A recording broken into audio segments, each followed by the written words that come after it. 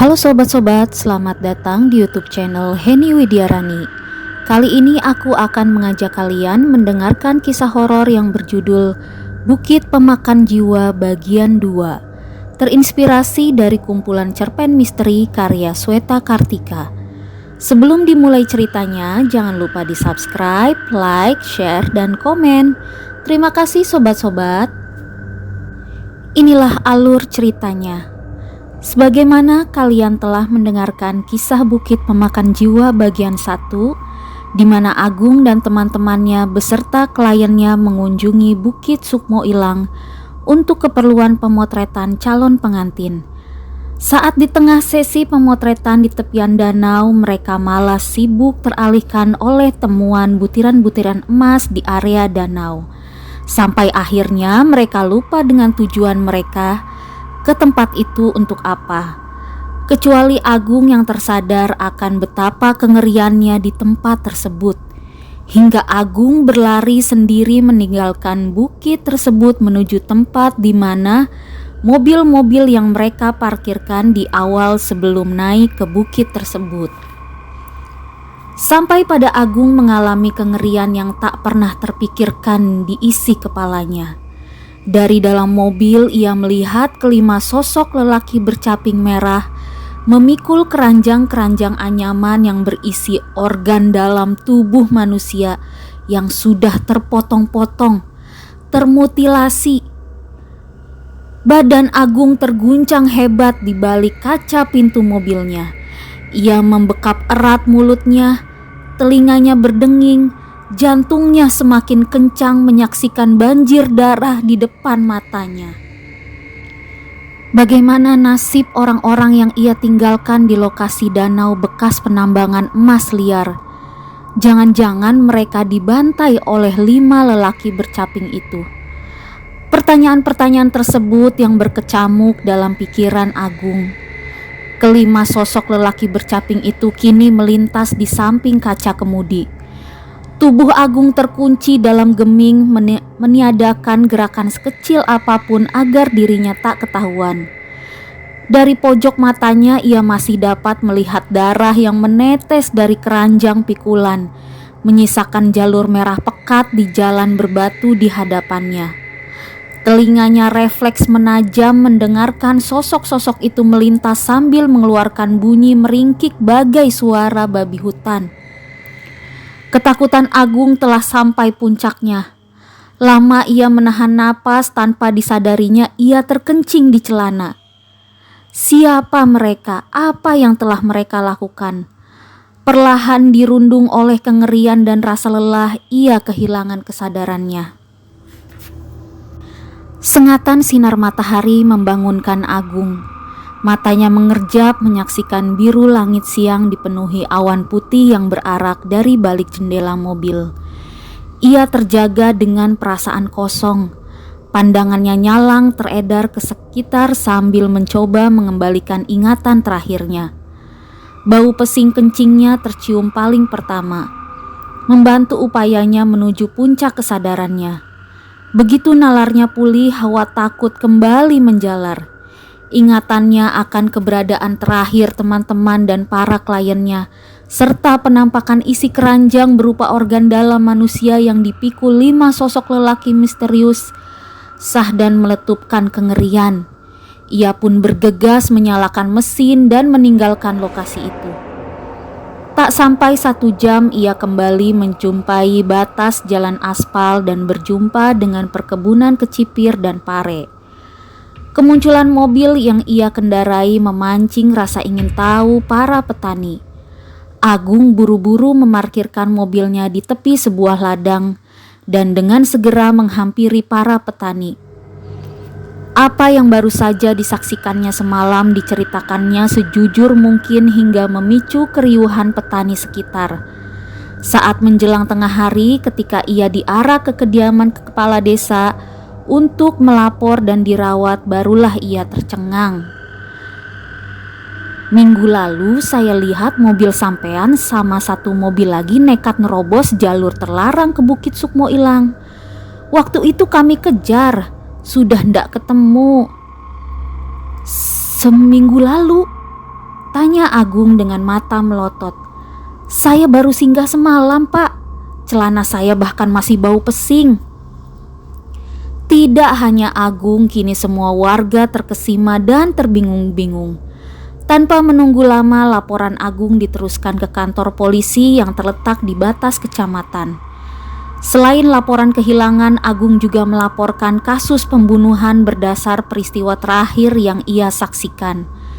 Hasil laporan itu kemudian ditindaklanjuti dengan upaya penyisiran lokasi kejadian perkara. Dan disitulah keanehan terjadi. Begitu Agung kembali sampai di hamparan bukit bersama polisi dan beberapa warga, ia seperti orang linglung. Tidak ada danau di area itu. Apa yang terhampar di sana hanyalah padang rumput yang luas. Dan anehnya lagi, bunga-bunga seperti yang pernah ia lihat di layar gawai milik Mas Adam kini tumbuh bersemi di lokasi. Mobil milik kliennya pun tak ditemukan di titik seharusnya kendaraan itu terparkir bersisian dengan mobilnya. Berita kehilangan itu segera tersiar kepada pihak keluarga calon pengantin, yang kemudian disusul dengan upaya pencarian.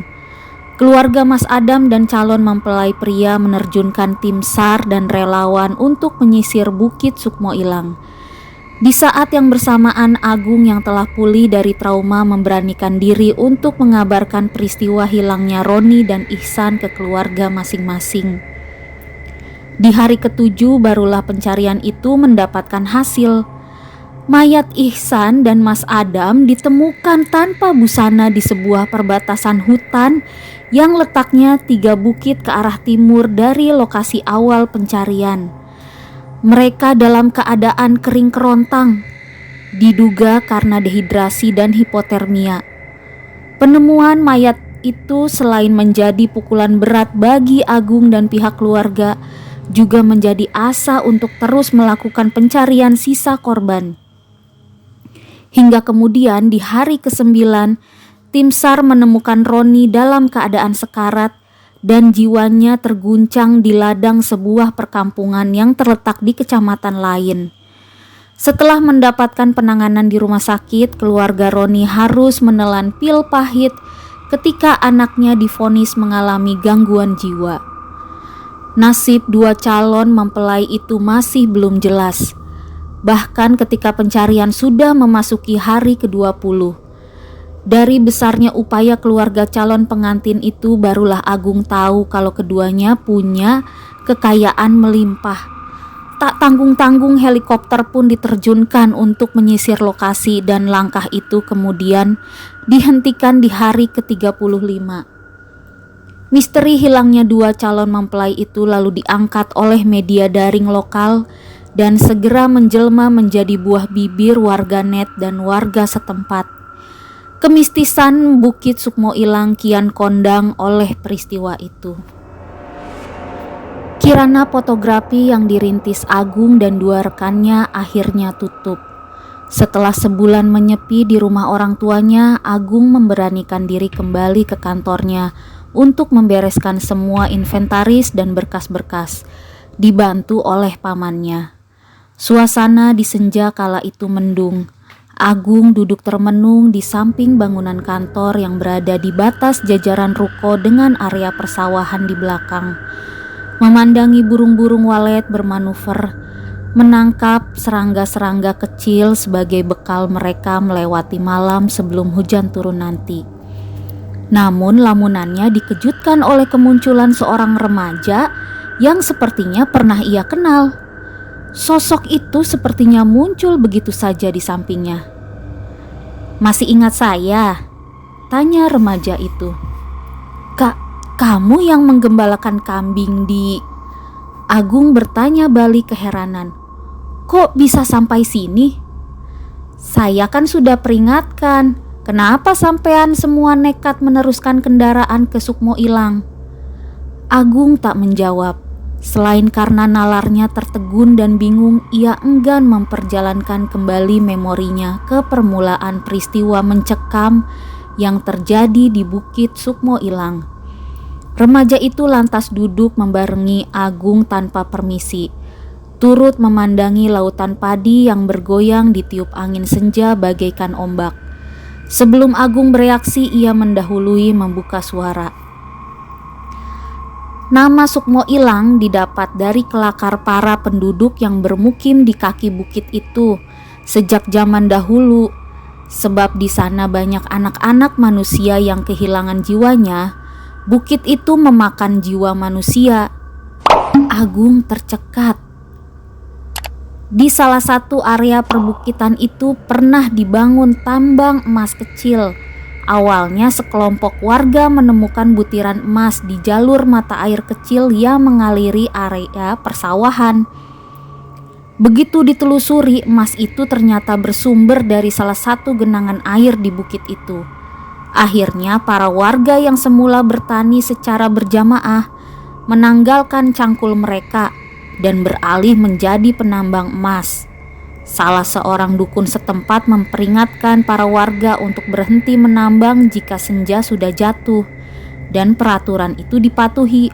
Awalnya semua baik-baik saja, namun seiring berjalannya waktu pantangan itu diabaikan. Agung menelan ludah. Cara anak itu bercerita seolah mengetahui betul apa yang terjadi. Dan yang lebih aneh lagi, Agung tak kuasa membantah. Ada sihir yang membekukan tubuhnya untuk hikmat mendengarkan. Remaja itu kembali meneruskan ceritanya. Tempat penambangan emas itu perlahan menjadi cermin yang kuasa memantulkan sifat-sifat asli manusia. Sifat beringas, rakus, dan tamak. Pada suatu senja ketika butir-butir emas sudah tak sebanyak semestinya, seluruh warga desa yang mulai jatuh miskin bertahan di area penambangan untuk mengais sisa-sisa logam mulia sampai tengah malam. Kemudian satu persatu warga penambang kerasukan oleh sifat-sifat setan mereka sendiri, lalu saling bunuh di atas gelanggang itu. Mereka telah kehilangan jiwanya. Gemuruh mulai bertalu-talu dalam suara gema yang saling tindih, disusul jatuhnya titik air dari langit. Bulu kuduk Agung meremang seketika. Remaja itu kini menoleh mengadu pandang dengan Agung. Mereka semua mati dan berpindah ke dunia seberang, hidup bersama iblis penunggu bukit itu. Demikianlah remaja itu menjelaskan ceritanya. Lalu apa hubungannya dengan kami? Kami tidak, timpal Agung. Pengantin, jawab remaja itu. Maaf, balas Agung. Pada masa-masa tertentu, bukit itu akan mengundang calon tumbal dari golongan manusia laki-laki dan perempuan yang akan melangsungkan pernikahan. Kalian datang membawa calon tumbal itu, calon pengantin itu. Ucapan itu menyentak dada Agung. Hatinya mencelus. Tapi jangan pernah berpikir dunia ini hanya milik bangsa kalian seorang. Agung cepat-cepat menyela. Kami tidak bersalah, kami hanya diundang ke sana oleh... Gung, potong suara di belakang Agung. Ia pun sontak menoleh, melihat pamannya berdiri di bawah naungan tepi atap belakang ruko. Ngapain ngomong sendiri sambil hujan-hujanan? Tanya sang paman. Loh, saya ngobrol sama mas ini, paman, timpal Agung. Saat melihat ekspresi bingung pamannya, Agung pun refleks menoleh ke samping dan mendapati kekosongan panorama. Remaja itu menghilang. Nuansa gerimis kini dikepung aura magis. Nalar Agung tak kuasa mencerna. Bagaimana bisa anak itu menghilang secepat ini? Bagaimana caranya ia menemukan keberadaan Agung di sini? Sedang ia hanya bertemu dengannya satu kali di jalan menuju Bukit Sukmo Ilang yang beribu-ribu meter jauhnya dari sini. Ratusan tanya berkelit di hati Agung, tanya yang tak terjawab. Kendati tumpukan misteri kian menggunung di hatinya, Agung hanya bisa bersyukur ia selamat, jiwanya tak termakan oleh kerakusan Bukit Sukmo Ilang. Seiring dengan menderasnya hujan dan diturunkannya papan nama Kirana Fotografi, Agung menutup buku kisah yang nyaris merenggut nyawanya.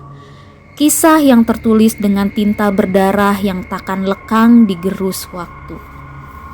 Demikianlah babak akhir dari kisah horor Bukit Pemakan Jiwa.